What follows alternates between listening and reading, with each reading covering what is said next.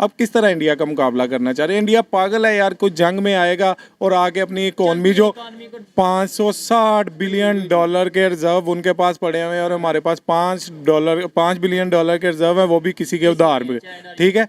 अब किस तरह इंडिया चाहेगा कि वो अपनी चलती हुई इकोनॉमी को एक जंग में झोंक के खराब कर ले? हम तो ऑलरेडी जंगें लड़ रहे हैं, कभी अमेरिका की जंग। जो अमेरिका ने कहना है इंडिया ने वही करना है। इंडिया हमें डायरेक्ट हिट इसलिए नहीं कर सकता कि उसको पता है कि जब से हम उससे अलग हुए हैं वो हमसे आगे नहीं है। हाँ ठीक है, अभी मुआशी तौर पे वो हमसे आगे हो सकता है, लेकिन जंग के लिए वो डायरेक्ट हमारे साथ अटैच नहीं हो सकता। इंडिया अब हम पे अटैक नहीं करेगा, ये बिट्टू।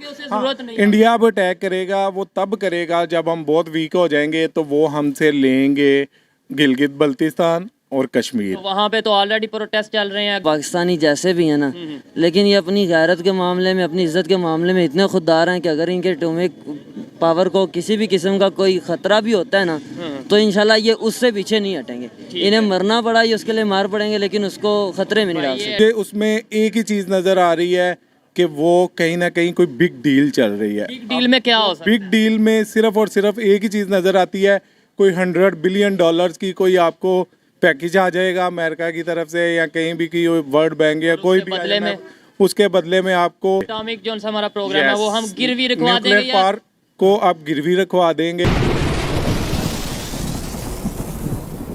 जी तो दोस्तों, मैं हूं सुहेब चौधरी और आप देख रहे हैं मेरा और आपका YouTube channel real entertainment TV. Pakistan default होने की इस पोजीशन में आ चुका है कि आईएमएफ से लोन लेना इस टाइम पाकिस्तान की मजबूरी है। इंटरनेशनल मीडिया के मुताबिक अगर अब आईएमएफ लोन देगा तो उनकी कुछ कंडीशन में से एक कंडीशन ये भी हो सकती है कि पाकिस्तान को अपना न्यूक्लियर प्रोग्राम किसी के हाथ देना पड़ सकता है। पाकिस्तान की पब्लिक से पूछूंगा कि हम हमेशा यही कहते आए हैं कि हम एक न्यूक्लियर पावर हैं, हम कभी इंडिया का नाम लेते हैं कि हम उसको घुस के मारेंगे, कभी हम इसराइल को भी धमकी देते हैं। तो अगर अल्लाह ना करे ऐसा होता है कि हमारा न्यूक्लियर प्रोग्राम हमारी एक्सेस में नहीं रहता, तो फिर पाकिस्तान का फ्यूचर क्या होगा और इसमें इंडिया क्या रोल प्ले करेगा? इस हवाले से पाकिस्तान की पब्लिक क्या ओपिनियन रखती है जानेंगे इस वीडियो में, और जो मेरी पर्सनल ओपिनियन है वो मैं आपको बताऊंगा वीडियो के लास्ट में। चलते हैं वीडियो की तरफ और मिलते हैं वीडियो के बाद। अस्सलाम वालेकुम। वालेकुम अस्सलाम। आपका नाम? मोहम्मद इरफान। आपका नाम? शुएब। उमर अफजल। क्या करते हैं आप? मैं बिजनेस करता हूँ। सब बिजनेस करते हैं? जी बिल्कुल, मैं भी ठीक है। टॉपिक मेरा ये है कि जैसे अभी पाकिस्तान क्राइसिस में चल रहा है, इकोनॉमिकली क्राइसिस में चल रहा है और आईएमएफ से हम लोन लेने की फिर से बात कर रहे हैं। कहा यह जा रहा है, इंटरनेशनल मीडिया पर यह दिखाया जा रहा है कि जो पाकिस्तान का न्यूक्लियर प्रोग्राम है वो ख़तरे में है। अगर आईएमएफ ने अल्लाह ना करे फिर ये ऐसी कोई शर्त रखी कि आपको कर्ज तब देंगे जब आप अपना न्यूक्लियर प्रोग्राम हमारे हैंडल करेंगे, तो क्या करेगा पाकिस्तान? सर इसमें ना ये टोटली हम कहते हैं कि इनकी जो पॉलिसी है ना ये पाकिस्तान के अगेंस्ट है। ठीक है। आईएमएफ नहीं, ये जो हमारी हुकूमत कर रही है ना इस वक्त करंट जो मौजूद है, जो आईएमएफ की पॉलिसी है हम उसके साथ एग्री नहीं कर रहे, क्योंकि उनका जो मेन मकसद है ना वो हमारी एटॉमिक एनर्जी है, हमारे जो अपना एटमी असासे हैं उनके ऊपर काबज होना है। सर न्यूक्लियर पावर को उन्होंने हमसे छीनना है। देखिए हमारे पास अब रह क्या गया है, पाकिस्तान के अंदर सिर्फ एक यही चीज़ है कि न्यूक्लियर पावर है हमारे पास, बस। अगर ये नहीं रहेगी ना तो समझ ले कि हम जो है ना वो बिल्कुल खाली हैं। तो हम जाते क्यों हैं? मतलब आपने बोला कि हम आईएमएफ की ये शराइत नहीं मानते, तो वो कोई आपको मजबूर तो कर नहीं रहा कि भाई आओ और हमारे से कर्जा लो और ये फिर शर्त मानो? देखिए सर, मेरी नज़र में ये टोटली अपने आप को फ़ायदा देने वाली बात है। पहले ही पाकिस्तान में जितना, अभी आप देख लें कि इकॉनमी की क्या सूरत हाल है, डॉलर्स ख़त्म हो गए हैं, कारोबार मईशत जो है आपकी बिल्कुल बंद हो चुकी है। तो बेसिकली ये लोन पाकिस्तान में आएगा, लोगों को दिखाया जाएगा, लेकिन ये फिर इसी तरह करप्शन की नज़र होकर बाहर उनके अकाउंट्स में जाएगा। और पाकिस्तान के पास जो अब ये एक चीज़ रह गई है और यही है न्यूक्लियर पावर। जब ये भी चली जाएगी तो समझ लें कि आप गुलामी पहले इनडायरेक्टली कर रहे थे, फिर आप डायरेक्टली गुलाम हो जाएंगे। आप समझ लें कि आपने ये जो 70-72 साल आपने आज़ादी की जी है ना, आपने बस यही आज़ादी जी है, इसके बाद आप डायरेक्टली गुलाम हो जाएंगे।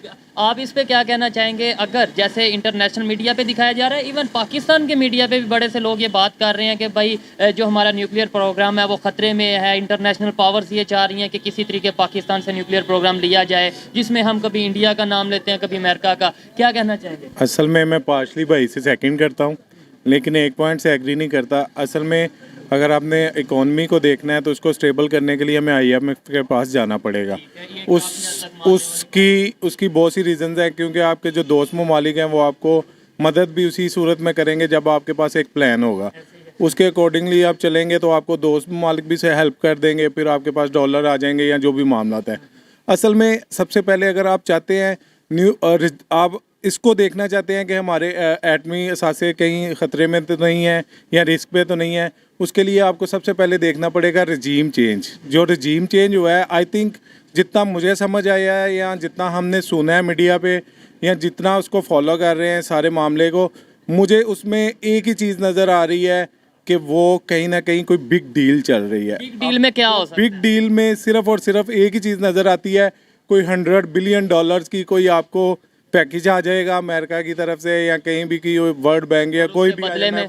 उसके बदले में आपको IMF या अमेरिका हमसे वो उठा के तो नहीं ले जाएगा, लेकिन कंडीशन कुछ लगा देगा, वो कंट्रोल कर लेगा। लाइक जिस तरह हम कहते हैं हमने ये गिरवी रखवा दिया, वो गिरवी रखवा दिया, तो वो गिरवी रखवा के कोई $100 बिलियन आपको मिलेंगे। एटॉमिक जो हमारा प्रोग्राम है Yes. वो हम गिरवी रखवा न्यूक्लियर देंगे या पावर को आप गिरवी रखवा देंगे या आप देख लीजिएगा। जहाँ तक चीज़ें समझ आ रही हैं, मुझे पहले ये नहीं समझ आती थी कि यार ये रजीम चेंज में इतनी बड़ी डील हो सकती है, लेकिन अभी समझ आ रही है कि रजीम चेंज उसी तरफ जा रहा है। असल में देखें, जैसे इकॉनमी हमारी डिसास्टर हो गया, ऑलमोस्ट ब्लास्ट भी हो गया उसमें। अब हम 5,000 मैं इम्पोर्टर हूँ, मेरा अभी भी कंटेनर लगा हुआ है इंडस्ट्रियल मशीनरी का, LCs खुल नहीं रही, और उसका मसला ये है कि वो DA पे भी पेमेंटें करने को तैयार नहीं है बैंक जो है ना, प्राइवेट बैंक। पहले SBP से अप्रूवल ले रहे थे, वो भी नहीं दे रहे, अब प्राइवेट बैंक भी नहीं दे रहे। अब सीन ये है कि जब तक हमारे पास डॉलर्स नहीं आएंगे बिजनेस नहीं चलेगा। हम तकरीबन एक्सपोर्ट को हम देखते हैं तो हमारी एक्सपोर्ट 32 डॉलर हमने बिजनेस चलाना है या अपने डिफेंस को मजबूत रखना है, आपका असल क्या? में मैं आपको इस पे बता देता हूँ, आपको समझना पड़ेगा, आपको भी समझना पड़ेगा, हमें भी समझना पड़ेगा, इस पब्लिक वीडियो को भी इसलिए समझना रिकॉर्ड पड़ेगा। कर रहे हैं। हम 32 बिलियन की हमने एक्सपोर्ट की 2022 में, लेकिन हमने इंपोर्ट की 65 बिलियन की। अब ये जो डिफरेंस है ना, ये हमें हर बार कुछ रेमिटेंस आ जाती हैं, इस तरह हम मैनेज कर लेते हैं, लेकिन फिर भी हमें IMF के पास जाना पड़ता है।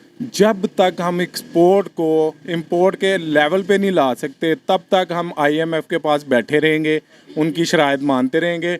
और उस शर्त में जो सबसे अहम शर्त है वो रजीम चेंज में यही है कि वो आपको कहीं ना कहीं बिग डील जो है वो न्यूक्लियर पावर को देखना पड़ेगा। ये बताएं कि हमें तो 75 साल से ये बताया जा रहा है, इस बात से डराया जा रहा है कि भाई हमारे पास एटॉमिक पावर है, इसलिए हम जो सा इंडिया हमारे पे नहीं अटैक कर पा रहा। अगर एटॉमिक पावर हमारी खतरे सर में, इसमें मैं जस्ट एक आपसे पॉइंट कहना चाहूँगा। देखें, जब से आपने न्यूक्लियर पावर का आपने तजुर्बा किया है, अमेरिका उस वक्त भी आपके अगेंस्ट था, आपको उस वक्त भी रोका गया था, लेकिन जो भी सिचुएशन थी आपने वो किया अपने आप को उस वक्त सेव करने के लिए।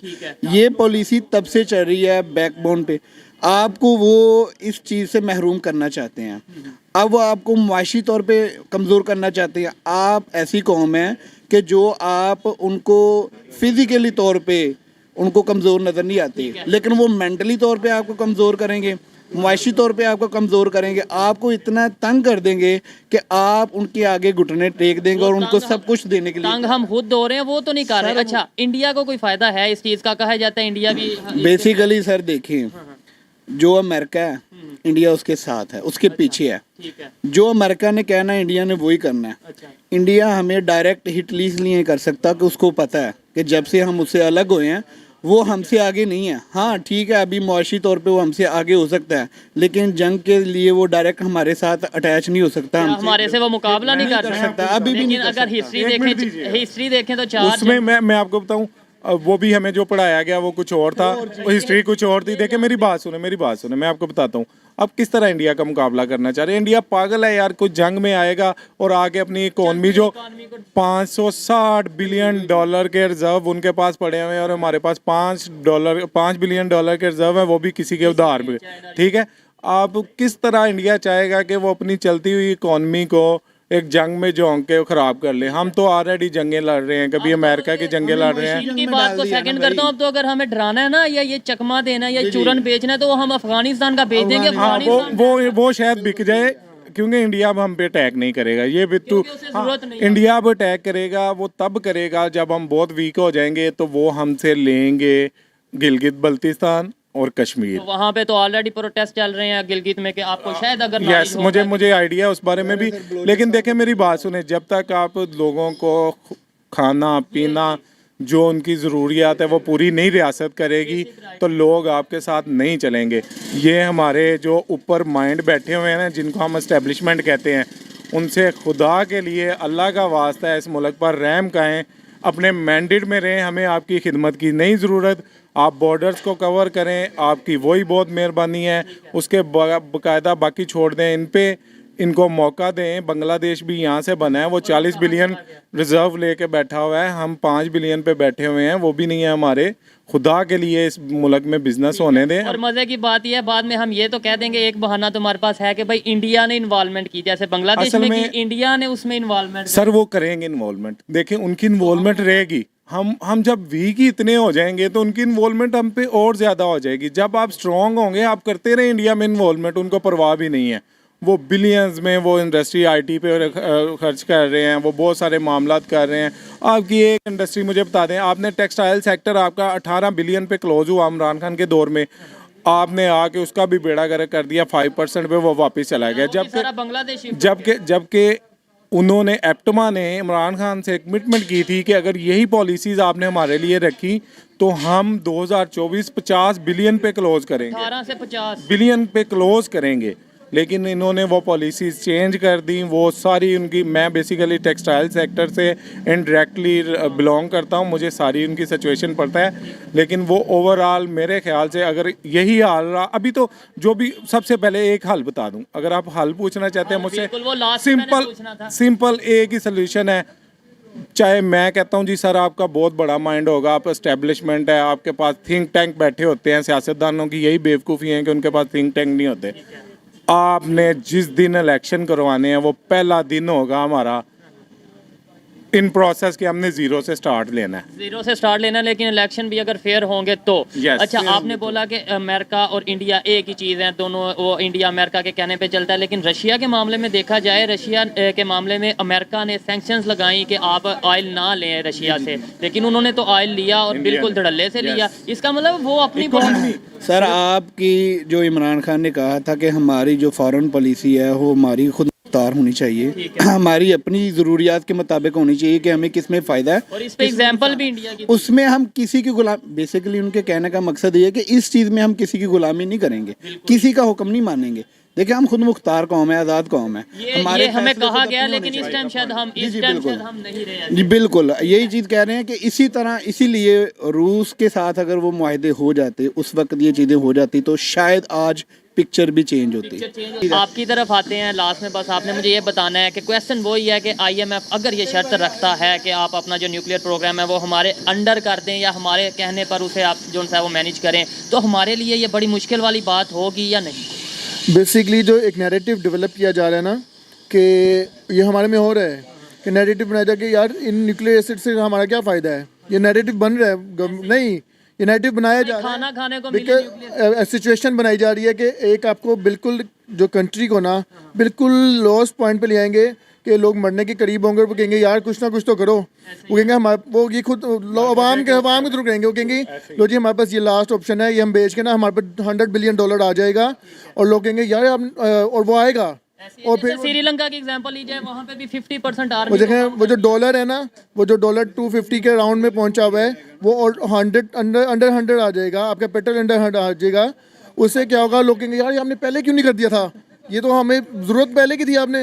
वो फिर कहेंगे और ये तो हमारे थ्रू ही कराएंगे, और बाद में कहेंगे देखिए जी हमने तो आपके कहने पे किया है। के कहने पे किया। इनका पॉइंट बड़ा वैलिड है कि मतलब होना यही कि है। कहीं ना कहीं पब्लिक को इतना मजबूर कर दिया जाए कि वो खुद बोलने लग पड़ा। अपने ऊपर नहीं लेंगे ना, ये भी वो पब्लिक के ऊपर डालेंगे, सिचुएशन के ऊपर डालेंगे कि देखिए जी हमारे पास ऑप्शन ये थी, अब इससे जैसे उन्होंने हमें बेकारी बना दिया भाई, तो इसके बाद फिर यही करेंगे ना। पब्लिक आपके कहने पे किया है, आप लोगों को चॉइस, हमारे पास चॉइस को छोड़ेंगे तो नहीं ना, कोई चॉइस होगी जब भूख और अफलासी की हालत होती है ना, फिर इज्जत वकार कौमों के चले जाते हैं। अब मैं इसमें आपको एक शेर बताता हूँ, मियाँ मोहम्मद बख्श का है, बाबा बुल्ले शाह का। इसको उन्होंने दीन पे बात की थी कि पंजे रुकन इस्लाम दे ते छेवां बुलिया टुकर रोटी, अगर छेवां ना होवे ते पंजे ही जांदे मुक।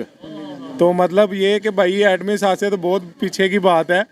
हम तो जब खाना नहीं होगा तो वो इस्लाम को भूल जाता है बंदा, मजहब अपना भूल जाता है। है तो फिर वो एडमी साथ से तो हम इजीली हजम कर जाएंगे। लास्ट में बहुत ज़्यादा टाइम लिया और टाइम मुझे उम्मीद नहीं थी इतनी लंबी गुफ्तगू होगी, लेकिन अच्छा लगा एजुकेटेड जब किसी से बात करते हैं तो अच्छा लगता है। मुझे लास्ट में बस ये बता दें कि अगर अल्लाह ना करे हमारा एटॉमिक प्रोग्राम किसी के अंडर जाता है तो हम जो हर बात पे कभी किसी को, कभी इंडिया को धमकी दे देते हैं, कभी किसी को दे देते हैं मुंह उठा के, कभी इसराइल को दे देते हैं, क्या कहना चाहेंगे? टू बी ऑनेस्ट मैं आपको एक बात बताऊं, मैं जितना अभी तक समझा हूं ना सारे मामलात को, मैं समझने की सियासत का स्टूडेंट भी हूं, मैं जितना समझा हूं ना, जब तक आप जैसे लोग, मेरे जैसे लोग, भाई जैसे लोग यहाँ इस मुआशरे में मौजूद हैं, तो इनके पास जब तक ये मोबाइल और सोशल मीडिया की पावर मौजूद है, मेरा नहीं ख्याल, मेरी पर्सनल ये पॉइंट ऑफ व्यू है, मेरा नहीं ख्याल कोई इस तरह की ये डील कर पाएंगे। इनको मुंह की खानी पड़ेगी। ये इसी तरह कह लें आपको, जैसे भाई ने बोला है कि पब्लिक खुद मुंह से कहेगी कि बेचो भाई बेचो, लेकिन वो भाई की बात को मैं वैलिड इसलिए समझता हूँ कि सिचुएशन बनाई जा रही है। आपने ये सुना होगा कि जो आने वाले 2-3 माह में जो एक दाल है जो कभी 50 रुपए किलो मिलती थी वो 1000 से ऊपर की मिलेगी। ये हमारे जर्नलिस्ट इमरान रियाज खान तो होना इसी तरह ही है। और उसके बाद होगा क्या, ये एकदम से प्रॉब्लम नहीं सॉल्व होगी और 10 to 15 ईयर्स आप बिल्कुल सुकून से गुजारोगे, देन आप पे अटैक स्टार्ट होंगे। इट डजंट मीन कि अभी आपने न्यूक्लियर एसिड्स भेजे ना अगले दिन आप पे अटैक हो जाएगा। कौन करेगा हमारे पे अटैक? वो भी गेम होगी प्रॉपर्ली। आपको लगेगा अफगानिस्तान से हो रहा है, आपको लगा इंडिया से हो रहा है, पर बैक एंड पे आपके अपने ही लोग होंगे। मैं आपको बताता हूँ, न्यूक्लियर एसिड का सीन ये होगा, जिस तरह हमें इंडिया ने F-16 दी है, अब इंडिया के खिलाफ हम यूज़ नहीं कर सकते, वो शर्त पे दिया, इसी तरह की कोई शर्त होगी, लिमिटेशन लगेंगी आप पे, उठा के तो वो नहीं ले जाएंगे। लेकिन सिचुएशन ये है कि ये भी नहीं होना चाहिए। सारी बात है हमारी पर्सनल प्रॉपर्टी। भाई बात मैं रिक्वेस्ट करता हूँ, एक ही रिक्वेस्ट है कि काइंडली एस्टेब्लिशमेंट, आपकी मेहरबानी, आपने जो इंटरनल विंग बनाए हुए हैं अपने, उनको अपने कामों में लगाएं, इस मुल्क को चलने दें। और मैं आपको एक बात बता दूं, कभी भी मुश्किल वक्त जब कौमों पे आता है ना, तो जो जमहूर है ना उसकी तरफ देखना चाहिए, वो किस तरफ है। और पब्लिक, अभी रिसेंटली फिर सियासी बात हो जाएगी, पब्लिक इस वक्त आपको अगर कोई मुश्किल से निकाल सकता है तो वो ही निकाल सकता है जिसके पीछे पब्लिक है, और सब जानते हैं कि किसके पीछे पब्लिक है। आपसे रिक्वेस्ट है, फिर इलेक्शन करवाएं, जो आ रहा है उसको पावर दें। और आप जो अभी आपको आइडिया तो हो गया कि आप उसको नहीं रोक सकते जीत से, लेकिन आप जो इंजीनियरिंग कर रहे हैं ना, 2/3 मेजोरिटी वो ना ले, उससे भी पीछे हटें, उसको 2/3 मेजोरिटी लेने दें। वो पाकिस्तानी है, हम भी पाकिस्तानी हैं। अगर वो पाकिस्तान के ख़िलाफ़ जाएगा तो हम पहले, सबसे पहले उसके ख़िलाफ़ खड़े होंगे। तो रिक्वेस्ट है, काइंडली आप इस मुल्क को चलने दें। आपके सारे फार्मूले 75 साल में फेल हो गए हैं, अब जो है ना पब्लिक जो चाह रही है, फार्मूला चलने दें प्लीज। ये बताएं कि जैसे IMF के पास जाते हैं, कभी अमेरिका के पास जाते हैं, इवन मजे की बात याद आई है कि हम फ्रांस को लेकर कहते हैं कि वो तो हम बायकॉट करेंगे, ये करेंगे। अभी एड आई है तो साथ ही हमने वो, अभी हमारी हलाल हो गया, सब कुछ हलाल हो गया है। मजहबी जमात मैं आपको बताता हूँ होता क्या है, वो ना एक कहा जाता नहीं, ये देख लीजिए माशरा कितना ख़राब हो गया है। हमारा फेलियर माशरे की वजह से नहीं है। माशरा तो अगर आप वेस्टर्न कंट्रीज में जाएं, वहाँ पे तो लाइक शॉर्ट स्कर्ट सब कुछ माशरा ख़राब है, वो तो तरक्की कर रहे हैं। वो हमारी सोच के मुताबिक, हमारे मुताबिक तो खराब है ना, वो तो तरक्की कर रहे हैं। अगर माशरा इन चीज़ों से ख़राब होना होता तो कब के हम, वो लोग पीछे होते, हम आगे होते। हमें दीन के पीछे लगा के हमें ब्लैकमेल किया जाता है। कुछ नहीं है, हम मुस्लिम हो, आप 5 वक्त नमाज़ पढ़ो, जो आपका जो भी मजहब है सबसे पहले बेसिक्स की तरफ आओ। हमें कहते हैं, देखो इश्क की इब्तदा होती है, इंतहा होती है। इश्क की इब्तदा ये होती है जी, आप जैसा है, जैसे मैं बनूँ वैसा, मैं उनके चीज़ों पे अमल करूँ। हजूर पाक सल्लल्लाहु अलैहि वसल्लम हमारे नबी हैं, आखिरी रसूल हैं, उनको फॉलो करूँ, मैं उनकी सुन्नत पे अमल करूँ।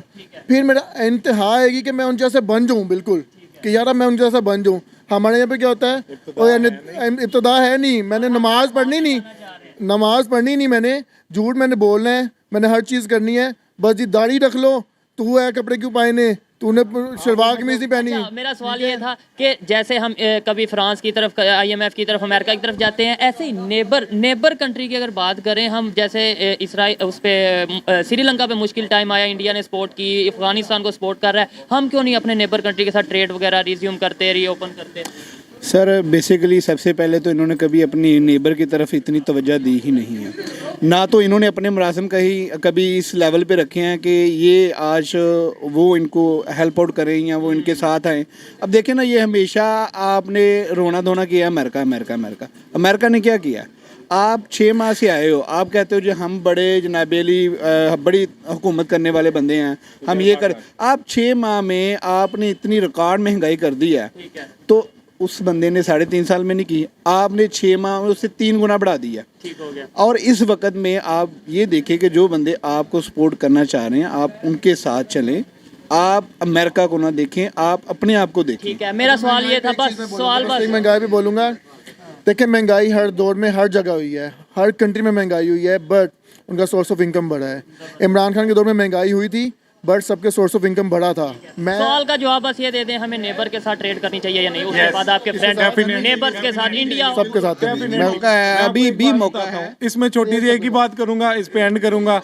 नेबर्स पे हमारे देखें, इंडिया बहुत बड़ी मार्केट है, आप अपने मामला सॉर्ट आउट करें और यकीन माने हमें बहुत सारी चीज़ें मैनेज हो जाएंगी। आप ईरान के साथ मामला सेटल डाउन करें, आप चीन के साथ, हम इंपोर्ट कर रहे हैं, मैं इंपोर्टर हूँ, चीन से हम बहुत कुछ इंपोर्ट कर रहे हैं, कुछ शराइत रखें कि सर हम एक्सपोर्ट भी कुछ करना चाहते हैं, हमें एक्सपोर्ट का भी कुशन दें, बहुत सारे मसले हल हो सकते हैं। लेकिन जब हुकूमत आएगी वो आके ये सोचेगी कि हमने एस्टेब्लिशमेंट को किस तरह राजी रखना है, तो वो फिर उसका ध्यान इसी तरफ। अस्सलाम वालेकुम, वालेकुम अस्सलाम। आपका नाम? हाफिज़ मोहम्मद साकिब। आपका नाम?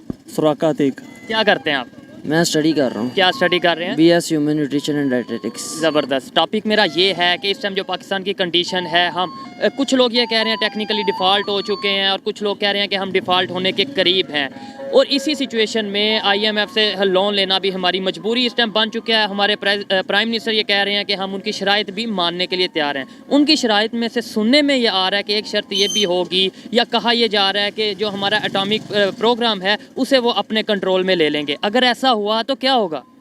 सर सबसे पहले तो हम शुक्र करते हैं कि जब हमें ये पाकिस्तान मिला था ना, ठीक है, तो उस वक्त से लेके अब तक जो भी आया उसने यही कहा कि पाकिस्तान डिफ़ॉल्ट होने के करीब है। और ये आप भी जानते हैं, मैं भी जानता हूँ कि अब तक ना पाकिस्तान डिफ़ॉल्ट हुआ है और ना इंशाल्लाह ये आने वाले वक्त इधर से थोड़ा सा मैं डिसएग्री करता हूँ। जब से पाकिस्तान बला तब से नहीं लोग कह रहे डिफ़ॉल्ट होने के करीब है, ये तो बहुत बेहतर भी परफॉर्म कर रहा था। एशियन टाइगर भी इसे कुछ लोग कहते थे, दुनिया में कहलवाया जाता था, GDP ग्रोथ काफ़ी बेहतर थी। ये तो अभी 2000 के बाद की अगर बात करें बहुत तेज़ी से डाउन की तरफ जा रहा है। सर अगर आप देखें तो जब से हमारे पास ये मार्शल लॉ लगने स्टार्ट हुए थे ना, जनरल याहिया के दौर से, उस वक्त से आपको ये सुनने को मिलेगा कि पाकिस्तान डिफ़ॉल्ट होने के करीब आ गया था। और वो 2000 से पहले का ही इरा आ जाता है। ठीक है, वो मतलब जनरल याहिया के दौर से आगे ये अमूमन सुनने को मिला कि पाकिस्तान डिफ़ॉल्ट होने के करीब लेकिन है। अब तो वाकई जो नज़र आ रहा है अभी, जितनी महंगाई आपको लगता है पहले कभी इतनी महंगाई हुई होगी, या हमने तसव्वुर भी किया होगा कि आटा 160 रुपये 70 रुपये मिलेगा? ये चीज़ है कि वाकई महंगाई हो रही है। और एक दूसरे नंबर पे 160-70 रुपये मिलेगा या नहीं मिलेगा? ये चीज़ है, वाकई है कि मतलब 160 रुपये में मिलेगा या नहीं मिलेगा, इसमें बेसिकली यही समझा जाएगा। क्योंकि अगर आप हालात देखें, अगर तो हुकूमत इस चीज़ पे फोकस करे तो ये मिलेगा ज़रूर। बेशक 160-170 का मिले, लेकिन मिलेगा ज़रूर। लेकिन जब आप लोग एक दूसरे की टांगे खींचने में, एक दूसरे को नंगा करने में लगे रहेंगे, फिर कुछ भी नहीं होगा। आटा मिले ना मिले, किसी ना किसी तरीके हम गुजारा कर लेंगे। हमारे पॉलिटिशियंस भी कहते आए हैं कि घास खा के गुजारा कर लेंगे, लेकिन एटॉमिक प्रोग्राम अगर ख़तरे में जाता है या किसी और के कंट्रोल में जाता है तो फिर हम गुजारा कर पाएंगे। कहा यह जाता है जी इंडिया तो हमारे इस इंतज़ार में, कहा यह जाता है कि इंतज़ार में बैठा है कब एटॉमिक प्रोग्राम इनका जाए और फिर हम अटैक करें, फिर हम कश्मीर लें और ये वो। हम तो खुद ऐसी सिचुएशन और पोजीशन बना रहे हैं। सर बाकी बातें जो भी हैं, पाकिस्तानी जैसे भी हैं ना, लेकिन ये अपनी गैरत के मामले में, अपनी इज़्ज़त के मामले में इतने खुददार हैं कि अगर इनके एटॉमिक पावर को किसी भी किस्म का कोई ख़तरा भी होता है ना, तो इंशाल्लाह ये उससे पीछे नहीं हटेंगे। इन्हें मरना पड़ा ये उसके लिए मार पड़ेंगे, लेकिन उसको खतरे में नहीं डाल ये सकते। एटॉमिक पावर कौन सा रोड पे पड़ा है कि लोगों को पता चल जाएगा कि एटॉमिक पावर, ये तो साइन होने और एटॉमिक प्रोग्राम यहाँ से चले जाना है, हमें पता भी नहीं चलना। ये तो बाद में पता चलना है कि भाई इस टाइम हम एटॉमिक प्रोग्राम में। ये चीज़ भी आपकी मैं एग्री करता हूँ, लेकिन ऐसा कभी हुआ नहीं है कि मतलब आप सिग्नेचर कर दें और आपको बाद में पता चले। जब जाहिर सी बात, अब आप देख रहे हैं ये मतलब कंडीशन जो चल रही है हमारी, अगर तो कोई मतलब अगर मैं शहबाज शरीफ की बात करता हूँ, अगर ये साइन करने की कोशिश करेगा तो आपका क्या ख्याल है, इमरान खान चुप रहेगा? इमरान खान चुप तो नहीं रहेंगे, और फिर दूसरी कंडीशन ये बन जाएगी IMF लोन नहीं देगा, फिर हम क्या करेंगे? IMF लोन नहीं देगा तो इसका सबसे बड़ा जो हल है ना, आप सल्लम की मतलब उन्होंने जब स्टार्टिंग में ही अपने 1400 साल पहले बता दिया था कि जब तक आप लोग सूद को नहीं छोड़ सकते तब तक सूद खुली जंग है। ठीक है, तो हमारा तो पूरा निज़ाम ही चाली, अल्लाह और उसके रसूल के साथ खुली जंग है, हमारा पूरा निज़ाम उसके ऊपर ही चल। इसका मतलब है पाकिस्तान इस्लाम के खिलाफ जंग कर रहा है। बेशक मैं यही कहूँगा कि पाकिस्तान इस्लाम के खिलाफ जंग कर रहा है। यानी पाकिस्तान बना भी इस्लाम के नाम पे और जंग भी उसके जंग भी उसी के नाम पे हो रही है। ठीक हो गया। तो ये जब तक हम सूद वाली ये जो लानत है ना, इससे हम नहीं ना निकलेंगे, तब तक हम इससे मतलब इनसे इनके कर्जों से छुटकारा नहीं पा सकते। ठीक है, आप ये बता दें मेरी और आपकी क्या जिम्मेदारी है, यूथ की क्या जिम्मेदारी है, और इसके अलावा अगर ओवरऑल बात की जाए कैसे हम अपने एटमी प्रोग्राम को बचा सकते हैं, ये जो लोगों की नज़रें हैं ये कैसे इसे हटा सकते हैं? सर इसके लिए हमें तो लोगों के शऊर उजागर करना पड़ेगा। यूथ के लिए मैं मतलब उनको यही पैगाम देना चाहूँगा कि यूथ अपने आप को मोटिवेट करे खुद, ठीक है, जज्बा पैदा करें, अपने आप को खुद मोटिवेट करे, खुद आगे आए। ये एक दूसरे को पीटीआई को सपोर्ट करने से कुछ नहीं होगा, नून लीग को सपोर्ट करने से कुछ नहीं होगा। अगर आपको लगता है कि आप अपने मुल्क के लिए कुछ करना चाहते तो आप खुद आगे क्यों नहीं होते। ज़बरदस्त, अच्छा लगा इनसे बात करके। आइए मजीद किसी से बात करते हैं। बहुत शुक्रिया जी। ओके। जी तो दोस्तों ये थी आज की वीडियो, पाकिस्तानी पब्लिक की ओपिनियन आप तक पहुंचाई। और अगर इस हवाले से मेरी पर्सनल ओपिनियन की बात की जाए तो मैं यही कहूँगा कि हमें IMF से लोन और मुख्तलिफ कंट्री से एड लेने की बजाय अपनी नेबर कंट्री के साथ ट्रेड को रिज्यूम करने की ज़रूरत है। इससे हमारे रिलेशन भी बेहतर होंगे और काफ़ी हद तक हमारी इकॉनमी भी बेहतर होगी। ये मेरी पर्सनल ओपिनियन है, आप इसे एग्री भी कर सकते हैं और डिसएग्री भी कर सकते हैं। वीडियो कैसी लगी कमेंट में ज़रूर बताइएगा। मिलते हैं नेक्स्ट वीडियो में, तब तक के लिए पीस आउट, अल्लाह हाफिज़।